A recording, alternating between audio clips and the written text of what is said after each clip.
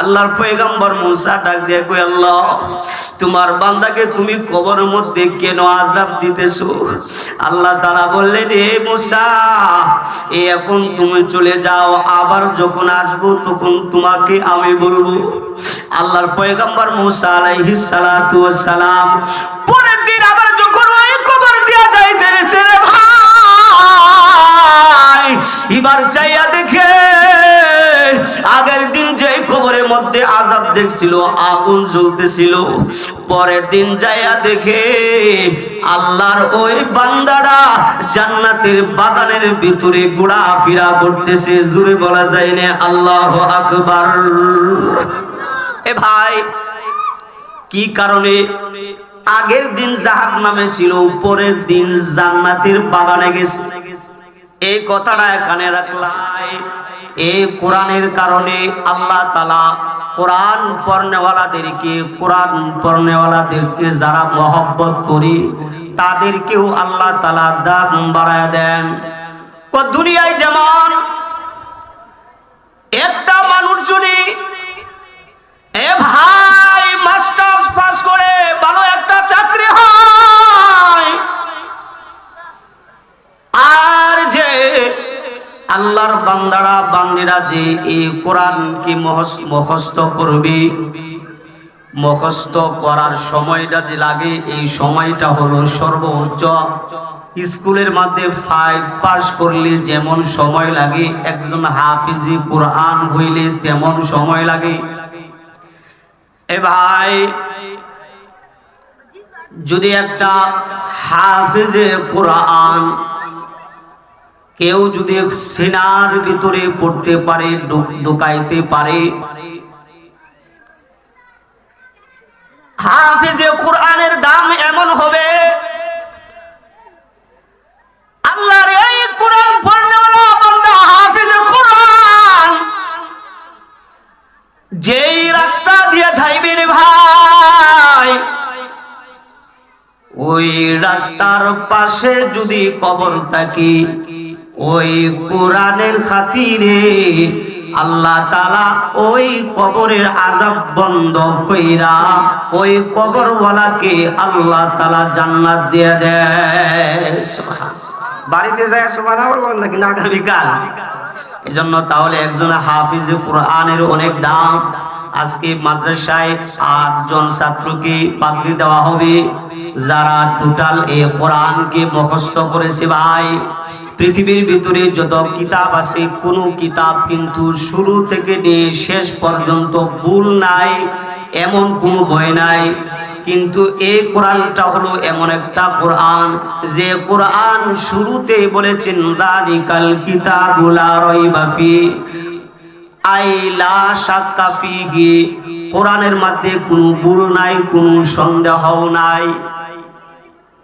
শুধু তাই নয়, একটা ভয় একজন কোনো মানুষ মুখস্থ করতে পারে না, কিন্তু আল্লাহর কি কুদরত, আল্লাহর কি মায়া, আল্লাহ তাআলা মানুষকে এমন পাওয়ার দিয়েছে যে পাওয়ারের কারণে, মহব্বতের কারণে, আল্লাহর দয়ার কারণে এই পুরা কোরআন টোটাল একটা মানুষের সিনার ভিতরে পড়ার তৌফিক আমার আল্লাহ দিয়েছে। জোরে বলা যায় না আল্লাহু আকবার। তাহলে কোরআনের দাম আছে, কোরআন যেখানে আছে ওই জায়গারও দাম আছে, যে মাদ্রাসা করছে তারও দাম আছে। এ ভাই, আল্লাহর পয়গম্বর মুসা আলাইহিস সালাতু ওয়াস সালাম, এ ভাই, এই যে যেমন রাস্তা,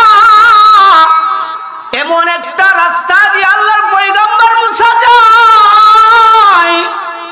যাইয়া দেখে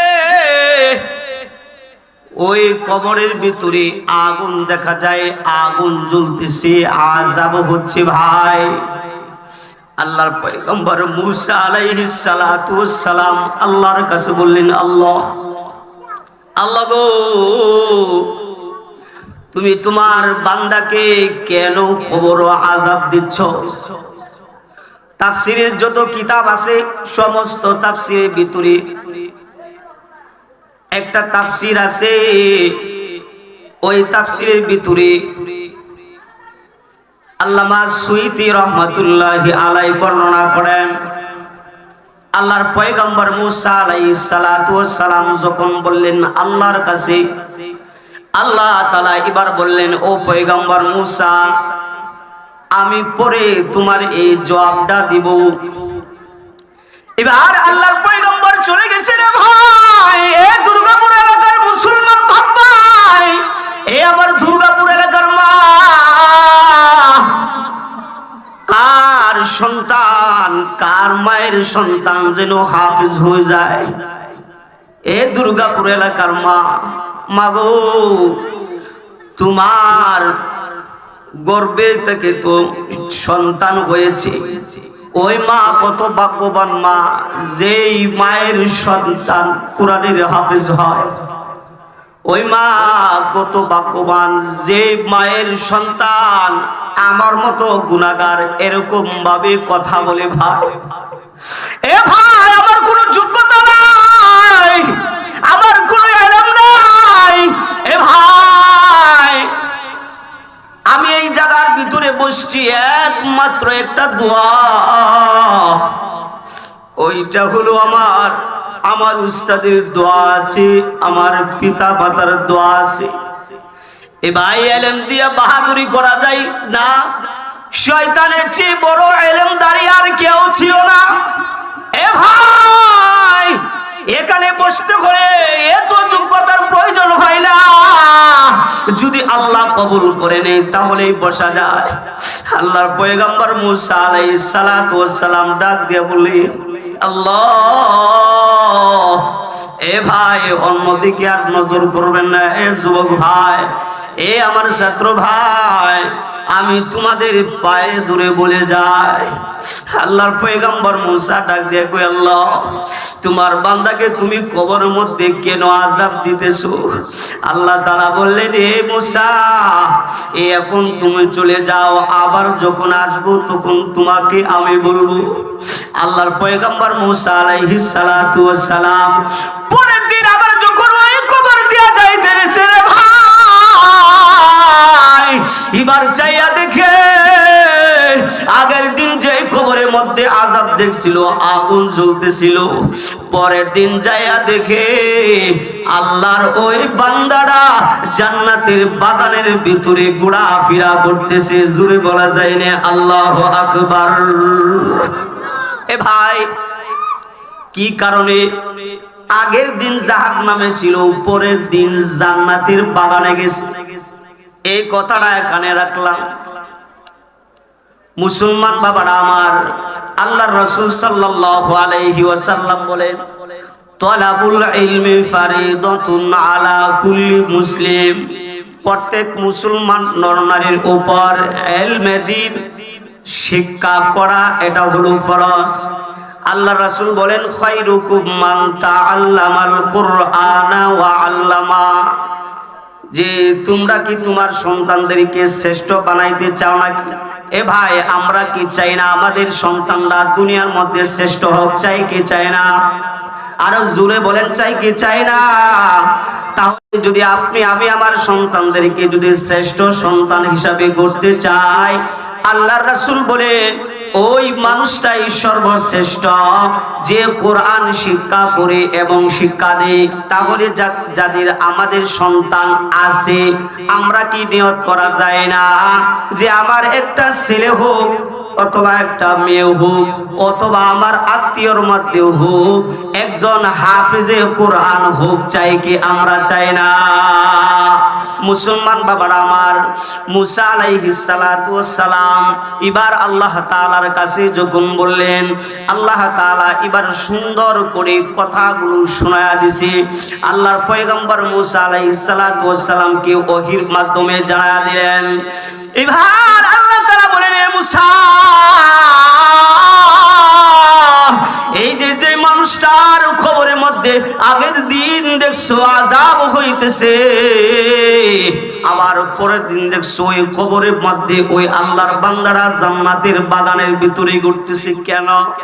ওই মানুষটা যখন আমার এই বান্দাটা যখন দুনিয়া থেকে বিদায় হয়ে যাইবে, বিদায় হয়ে যাওয়ার পূর্বে তার বিবি সাহেবকে ওসিয়ত করেছিল, এ বিবি রে, আমি যদি মারা যাই, যদি আমার কোনো সন্তান হয়, তাহলে ওই সন্তানটাকে তুমি মাদ্রাসায় পড়াইবা। কোথায় পড়াইবা?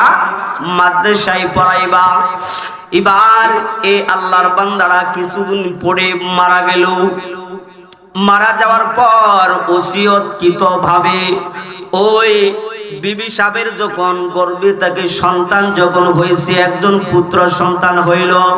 এবার বিবি সাহেব তার স্বামীর ওসিয়ত মোতাবেক এবার সন্তানটা যখন কিছু বড় হইল, বড় হওয়ার পর যখন চলাফেরা করার মতো সুযোগ হয়েছে, এমন সময় এই সন্তানটাকে এই যে যেমন মদিনাতুল উলুম কওমি মাদ্রাসা এমন একটা মাদ্রাসা ছিল, ওই মাদ্রাসায় নিয়ে ভর্তি করাইছে। ভর্তি করার পর যখন উস্তাদের কাছে যখন প্রথম গেছে, রে ভাই, উস্তাদ সর্বপ্রথম পড়াইছেন, আমার সাথে পড়েন, আউযু বিল্লাহি মিনাশ শাইতানির রাজিম, বিসমিল্লাহির রাহমানির রহিম, আলহামদুলিল্লাহি রাব্বিল আলামিন, আল্লাহু আকবার, আর রহমানির রহিম।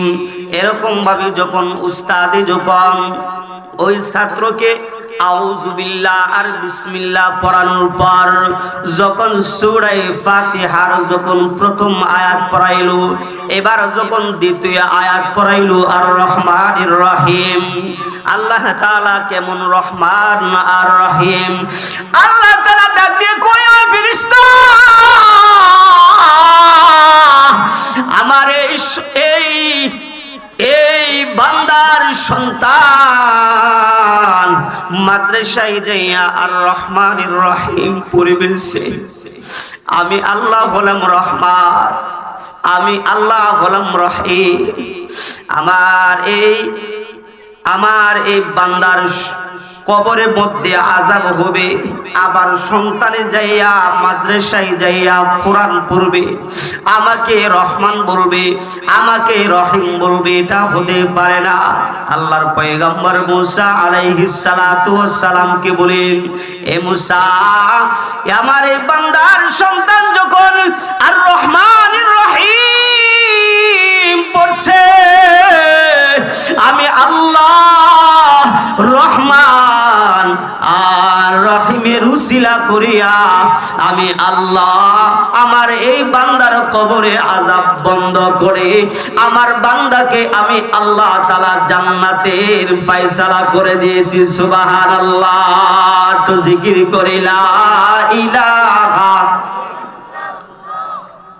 ও লা ইলাহা জোরে লা ইলাহা, সবাই লা ইলাহা, লা ইলাহা ইল্লাল্লাহু মুহাম্মাদুর রাসূলুল্লাহ সাল্লাল্লাহু আলাইহি ওয়াসাল্লাম। তাহলে কোরআনের পাওয়ার আছে না নাই? এই কোরআনের পাওয়ার কি দুনিয়ায় না আখেরাতেও আছে? কেমন? এই কোরআনকে যদি মুখস্থ কেউ করতে পারে, ফাআহাল্লা হালালাহু ওয়া হাররামা হারামাহু আদখালাহুল্লাহুল জান্নাহ, যদি ওই মানুষটা আল্লাহর ওই বান্দাটা ওই হাফিজ কোরআন যদি হালালকে হালাল জানিয়া হারামকে হারাম জানিয়া দুনিয়ায় যদি আমল করতে পারে, আর এই হাফিজে কোরআন যদি কবরে যায়, কমপক্ষে কুল্লুহুম কদ ওয়াজাবাত লাহুন নার, আমি আল্লাহ তাকে 10 জন যাদের জন্য জাহান্নাম ওয়াজিব হয়ে গেছে এমন 10 জনকে সুপারিশ করার অধিকার আমি আল্লাহ দিয়ে দেব। সুবহানাল্লাহ। দেখেন, দুনিয়ায় পাওয়ার না আখিরাতেও এই কোরআনের পাওয়ার। তাহলে যদি আমরা আমাদের ছেলে মেয়েকে যদি কোরআন না শিখাই, ইলমে দ্বীন না শিখাই, তাহলে কিন্তু দুনিয়ার মধ্যেও আপনার আমার জন্য মুসিবত হইয়া দাঁড়াইবে। দেখবেন যদি আপনি দুনিয়ার সব শিক্ষা দিয়েছেন কিন্তু আল্লাহর এই কোরআনকে শিক্ষা দেন নাই, দেখবেন এই কোরআনের ছোঁয়া না পাওয়ার কারণে এই মানুষটা, আল্লাহর এই বান্দাটা অটোমেটিক গাঁজাখুর, মদখুর, হিরণখুর হইতে দেরি লাগবে না। ঠিক কিনা বলেন? দেখবেন অনেক বড় বড় শিক্ষিত আমি দেখছি, আমি সারা দেশে যাই, সারা দেশের মধ্যে অনেক জায়গায় দেখছি বড় বড় শিক্ষিত কিন্তু কোরআনের ছোঁয়া তার মধ্যে নাই। দেখবেন এরকম ভাবে ওই যে আপনার দাঁড়ায় দাঁড়ায় আল্লাহর ওই বান্দাটা ওই যে এইভাবে টান শুরু করছে, আসে না নাই? কারণ কি? এই কোরআনের ছোঁয়া তার মধ্যে নাই। যদি আপনার আমার ছেলে মেয়েকে যদি কোরআন শিক্ষা না দিতে পারি, আপনার আমার ছেলে মেয়েকে যদি ইলমে দ্বীন শিক্ষা দিতে না পারি, তাহলে কবরেও কিন্তু ভয়ঙ্কর আযাব হবে। তারাও কিন্তু কবরে যাইয়া আপনার আমার জন্য নালিশ করবে। আল্লাহ তাআলা বলেন, ওয়াকাল আল্লাযীনা কাফারু রব্বানা আরিনাল লাযাইনি আযাল্লানা মিনাল জিন্নি ওয়াল ইনসি নাজআলহুমা তাহতা আকদামিনা লিয়াকুনা মিনাল আসফালিন। যদি আপনি আপনার আমার সন্তানদেরকে যদি ইলমে দ্বীন না শিখায়, যদি তাদেরকে দ্বীনের প্রতি না চালায়, এরা যখন মারা যাবে, এরা যখন জাহান্নামী যদি হয়ে যায়, এরা আল্লাহর কাছে ডাক দিয়ে বলবে, আল্লাহ আল্লাহ গো, জাহান্নামে কেন দিতেছো? আল্লাহ তাআলা বলবে, গুনাহ করছি সেই জন্য জাহান্নামে যা। এবার আল্লাহ তাআলা সন্তানগুলো আল্লাহ তাআলার কাছে নালিশ করবে, মামলা করবে, আল্লাহ দুনিয়ায় কি আমার পিতা মাতা ছিল না? আল্লাহ তাআলা বলবেন, হ্যাঁ ছিল। তারা যদি আমাকে দ্বীনের পথে চলাইতো, দ্বীন মোতাবেক যদি দ্বীন শিখাইতো, তাহলে আজকে তো আমি জাহান্নামে যাইতাম না। আল্লাহ যে মা বাবার কারণে আজকে আমি জাহান্নামে যাইতেছি, আল্লাহ জাহান্নামে যেই কষ্ট হবে, এই কষ্ট আমি তাদেরকে দিয়া এরপরে জাহান্নামে যাইব। আল্লাহ তাআলার কাছে সন্তানরা নালিশ করবে, মামলা করবে। আল্লাহ তাআলাকে বলবে, আল্লাহ আমার আব্বা আম্মা কই, ডাকে আসো। এবার ওই সন্তানের আব্বা আম্মাকে সন্তানের সামনে হাজির করাইবে। হাজির করার পর এবার এই সন্তানগুলো জাহান্নামে ঢোকার আগে বাপ মায়ের সিনার উপরের ভিতরে পাড়া দিয়ে এরপরে জাহান্নামে যাইবে। ভাই, এই জন্য আপনার আমার দরকার ছেলে মেয়েদেরকে ইলমে দ্বীন শিক্ষা করা, দ্বীনি পথে চলা। আর যদি না চলাইতে পারেন তাহলে কেমন হবে? আব্দুল কাদের জিলানী রহমাতুল্লাহি আলাইহির কাছে আল্লাহর এক বান্দী গেছে, যাইয়া বলি, ও আব্দুল কাদের জিলানী, আমার একটা মেয়ে ছিল, ওই মেয়েটা খুব শখের মেয়ে ছিল। এই যুবক ভাই, বৃদ্ধ বাবারা অন্যদিকে আর নজর করবেন না। দেখেন যদি আপনার ছেলে মেয়েকে যদি দ্বীনি মোতাবেক না চলান তাহলে কেমন ভয়ঙ্কর আযাব হয়। আল্লাহর এই বান্দী ডাক দিয়া কয়, আব্দুল কাদের জিলানী গো, আমার একটা মেয়ে ছিল, অনেক আদরের মেয়ে। এই মেয়েটা আমার গর্ভে যখন ছিল তখনই তার বাবা মারা গেছে। আমার অবস্থা খুব খারাপ ছিল। আমার মেয়েটা যখন দুনিয়ায় আসলো, আসার পরে আমি মা বড় কষ্ট কইরা আমার সন্তানটাকে লালন পালন করছি। ঘরের ভিতরে এক মুঠ চাউল ছিল না যে আমি রান্না করে নিজে খাইব, সন্তানরে খাওয়াইব। আমি মানুষের বাড়িতে যাইয়া কাম করছি, সারাদিন কাম কইরা 100 টাকা কোনদিন পাইছি, আবার কোনদিন টাকাই পাই নাই। এইভাবে আমার জীবন যাপন গেছে। আমার সন্তানটাকে আমি লালন পালন করছি। আমার মেয়েটা বড় আদরের মেয়ে ছিল। আমার মেয়েটা প্রায় 17 বছর হওয়ার পর আমার মেয়েটা দুনিয়া থেকে মারা গেছে। আব্দুল কাদের জিলানী রহমাতুল্লাহি আলাইহি বলেন, তাহলে আমি তোমাকে কি ওসিয়ত করব? আব্দুল কাদের জিলানী রহমাতুল্লাহি আলাইহি বলেন, আমাকে এমন একটা আমল দেন। এই মুসলমান বাবারা আমার, খুব গুরুত্বপূর্ণ একটা কথা। আমাদের অনেকেরই আব্বা আম্মা দাদা দাদি নানা নানি কিন্তু কবরে আছে, ভাই জীবনেও কোনোদিন স্বপ্নে দেখতে পারি নাই। আপনাদেরকে এমন একটা আমল দিব, ওই আমল যদি আপনি রেগুলার করতে পারেন, আল্লাহর রহমতে আপনার আব্বা আম্মা যারাই কবরে গেছে তাদের সাথে আমলের কারণে মুলাকাতের ব্যবস্থা হবে। জোরে বলা যায়নি আল্লাহু আকবার। এবার আব্দুল কাদের জিলানী রহমাতুল্লাহি আলাইহি বলেন, হে মাগো, আমি তোমাকে একটা আমল দিয়ে যাই, এই আমলটা তুমি করতে থাকো। সাবধান, আমলের সাথে আরেকটা শর্ত আছে। সেই শর্তটা হলো তুমি কি নামাজ পড়ো? এবার মহিলা ডাক দিয়া বলে, হুজুর গো, আমি তো নামাজ পড়ি না।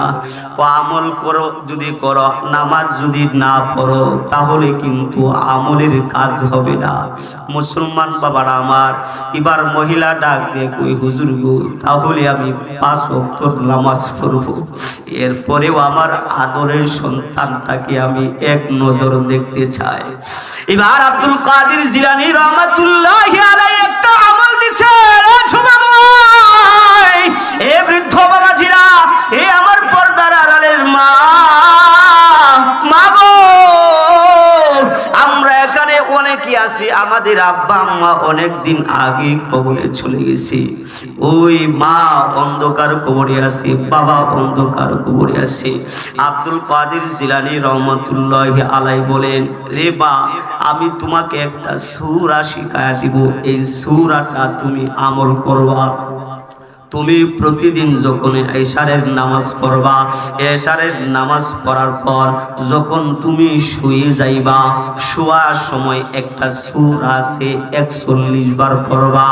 এবার আল্লাহর এই বান্দি ডাক দিয়া কয়, এ আব্দুল কাদের জিলানী, এ বড় বীর আব্দুল কাদের জিলানী, তাহলে ওই সূরার নামটা কি গো? আব্দুল কাদের জিলানী রহমাতুল্লাহি আলাইহি বলে, মা, সারা কোরআনের ভিতরে 114টা সূরা আছে, 114টা সূরার ভিতরে একটা সূরা আছে। আমরা যারা তলেবে ইলম যারা আছো ভাই, তোমরা এই সূরাটা জানো, মুরব্বী বাবা যারা আছেন সূরাটাও অনেকেই জানেন না। আব্দুল কাদের জিলানী রহমাতুল্লাহি আলাইহি এবার এই মহিলাকে বলতেছি, ওই সূরাটা হলো সূরা আল-হাকুমুত তাকাসুর। পড়ছেন কেউ? আল-হাকুমুত তাকাসুর হাত্তা যুরতুমুল মাকাবির, কাল্লা সাউফা তা'লামুনা সুম্মা কাল্লা সাউফা তা'লামুন, কাল্লা লাউ তা'লামুনা ইলমাল ইয়াকিন লাতারাউন্নাল জাহিম, সুম্মা লাতারাউন্নাহা আইনাল ইয়াকিন, সুম্মা লাতুসআলুন্না ইয়াওমা ইদিন আনিন নাঈম। এবার আল্লাহর এই বান্দিরা যাইয়া, পাশে একটা মাদ্রাসা ছিল, হুজুরের কাছে যাইয়া এই সূরাটা মুখস্থ করছে। সূরাটা মুখস্থ করার পর আল্লাহর এই বান্দী 5 ওয়াক্ত নামাজ পড়ে। আমার যুবক ভাই, এই আমার বৃদ্ধ বাবাজিরা, এই সূরার আমল শুরু করছে। প্রতিদিন যখন রাত্রিবেলা যখন ঘুমাইবে, ওই ঘুমানোর সময় আল্লাহর এই বান্দিরা এই সূরাটা 41 বার পড়ে, 41 বার পড়তেছে। এবার আল্লাহর এই বান্দি যখন 41 দিন বার যখন চলে গেছে, তখন ওই মহিলাটা তার সন্তানকে স্বপ্নে দেখছে। জুড়ে বলা যায়নি আল্লাহু আকবার। এবার দেখেন কাহিনীটা কি হয়ে গেল। এবার আল্লাহর এই বান্দি স্বপ্নের ভিতরে দেখতেছে, দূরে একটা আলো দেখা যায়। ওই আলোর ভিতরে কেমন যেন একটা মেয়ে সন্তান আগুনের মধ্যে পড়ে আছে, আর আগুনের যন্ত্রণায় ওই মেয়েটা চিৎকার করতেছে, মা মাগো আমাকে বাঁচাও, আমাকে বাঁচাও, এমন ভাবে চিৎকার শুরু করছে। এবার এই মহিলা এবার যাইতে যাইতে স্বপ্নের মাধ্যমে ওই আলোর দিকে গেছে, যাইয়া ঠিক দেখি তার মেয়েটাই আগুনের মধ্যে আছে। ওইবার এই মা চায়া দেখে নিজের মেয়ের শরীরের ভিতরে ধাও ধাও করে আগুন জ্বলছে রে ভাই। ওই মেয়ের মাথার যে চুল আছে ওই চুলের ভিতরে আগুন, হাতের ভিতরে আগুন, মুখের ভিতরে আগুন, সারা শরীরের ভিতরে আগুন জ্বলতেছে আর চিৎকার করে বলতেছে, আমাকে বাঁচাও, আমাকে বাঁচাও, কেউ নাই বাঁচানোর জন্য, কেউ নাই। এবার মা দেখছে সন্তানরা এইভাবে আগুনের মধ্যে জ্বলতেছে। মা এবার যাইয়া যখন সন্তানের কাছে গেছে, সন্তানের যখন এই অবস্থা দেখছে, এ ভাই দুনিয়ার মধ্যে এমন কোনো ভাবা নাই, কোনো ভাবা নাই। ওই মায়ের সামনে যদি সন্তান আগুনের মধ্যে যদি পড়ে, এমন কোনো বাড়ায় ওই মা যাইয়া সন্তানরে বাঁচাইবে না, এমন কেউ নাই, এমন কোনো ভাবা নাই। এই ভাই আমার নিজের একটা কাহিনী আপনাদের সম্মুখে বলে ফেলি। আমি যখন ছোট ছিলাম, আমার বয়স যখন 8 থেকে 9 মাস হয়েছিল, সারা ঘরের ভিতরে আগুন, আমি ওই আগুনের মাঝখানের ভিতরে ছিলাম। ঘরের ভিতরে কেউ ছিল না, ঘরের পাশেও কেউ ছিল না, আমি হলাম প্রথম। মা এবার যখন বাহিরে আসে সবার কাছে ডাক দিয়া বলে, আমার সন্তান কই, আমার সন্তান কই। সন্তানদের যখন লাফায়, এবার মার অন্তরের ভিতরে একটা ভয় এসে গেছে, মনে হয় আগুনের ভিতরে, গোড়ের ভিতরে মনে হয় আমার সন্তান আছে। আমার মা কোনো দিশমিশ না পাইয়া একটা খেতা পাশে একটা পুকুর ছিল, ওই পুকুরের ভিতরে যাইয়া খেতাটা ভিজাইছে। ভিজাই আমার মা সারা গায়ের ভিতরে যখন দিছে, দিয়া আমার মা যাইয়া ঘরের ভিতরে ঢুকছে, যা দেখি আমার চতুর্পাশ দিয়া আগুন জ্বলতেছে, চতুর্পাশ দিয়া আগুন জ্বলতেছে। আর কিছু সময় হইলে আমার শরীরের ভিতরে আগুন যাইবে।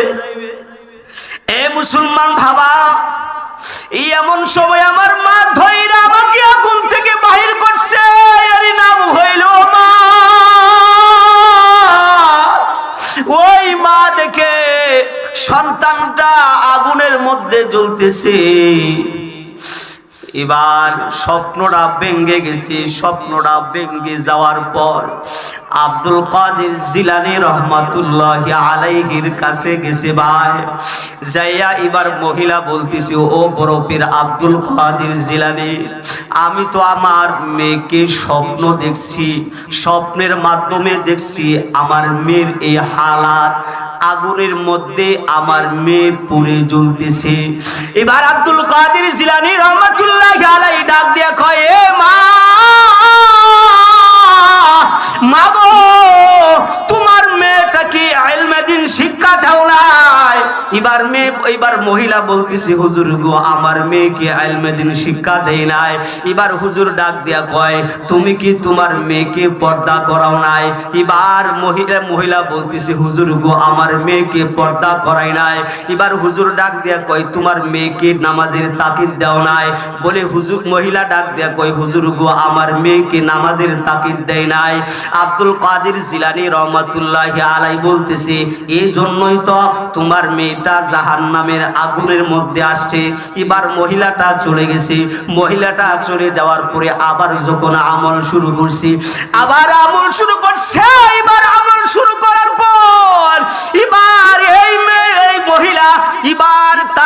সন্তানকে পরের দিন আবার স্বপ্নে দেখি ওই মেয়েটা জান্নাতের বাগানের ভিতরে ঘুরতেছে। জোরে বলা যায়নি আল্লাহু আকবার? আর জোরে বলেন না আল্লাহু আকবার? এবার পরের দিন যখন আসছি, আয়েশা আব্দুল কাদের জিলানী রহমাতুল্লাহি আলাইহির কাছে বলছি, বড় পীর আব্দুল কাদের, আমি তো আজকে আমি দেখছি আমার মেয়েটা জান্নাতের বাগানের ভিতরে ঘুরতেছি। এবার আব্দুল কাদের জিলানী রহমাতুল্লাহি আলাইহি ডাক দিয়ে কয়, ও মা, তুমি তোমার মেয়েকে আগে স্বপ্নে দেখছিলে তোমার মেয়েটা জাহান্নামের আগুনের ভিতরে আছে, আজকে যে তুমি দেখছো তোমার সন্তানটা জান্নাতের ভিতরে ঘুরতেছে। তোমার বাড়ির পাশে যে মাদ্রাসা ছিল, ওই মাদ্রাসার ছাত্র যখন তোমার মেয়ের কবরের পাশ দিয়া যখন গেছে, আল্লাহ তাআলা আল্লাহর কোরআনের বদৌলতে, আল্লাহর কোরআনের সম্পর্ক থাকার কারণে, একটা ছাত্রের মহব্বতের কারণে তোমার মেয়েকে মাফ কইরা আল্লাহ তাআলা জান্নাতের বাগান বানায় দিয়েছেন। জোরে বলা যায়নি আল্লাহু আকবার?